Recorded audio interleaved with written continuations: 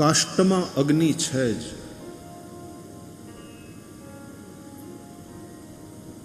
અગ્નિનું જ સ્થૂલ રૂપ કાષ્ટ છે.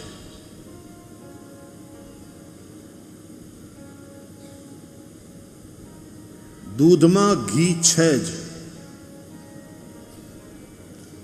ઘીનું જ અવ્યક્ત રૂપ દૂધ છે.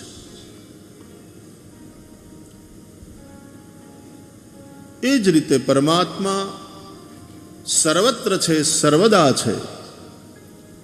આ સૃષ્ટિ હોય કે સૃષ્ટિના કોઈ પણ પદાર્થો હોય, એ રૂપે પરમાત્માની જ અભિવ્યક્તિ છે.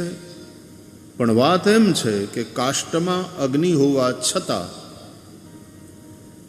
જ્યાં સુધી અપ્રગટ હોય ત્યાં સુધી રસોઈ પાકે નહીં, આપણી ખીચડી ચડે નહીં, ભલે યુગો વીતી જાય.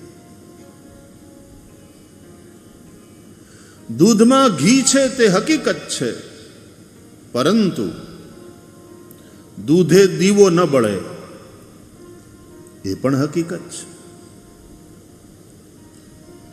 કાષ્ટમાં રહેલા અગ્નિને પ્રગટ કરવો પડે. દૂધમાં રહેલા ઘૃતને એક પ્રક્રિયા દ્વારા પ્રગટ કરવું પડે. એ રીતે પરમાત્મા સર્વત્ર છે, સર્વદા છે, સર્વવ્યાપક છે. પણ એટલું હોવા માત્રથી આપણને આનંદનો અનુભવ નહીં થાય. એના માટે એ તત્વને પ્રગટ કરવું જરૂરી છે.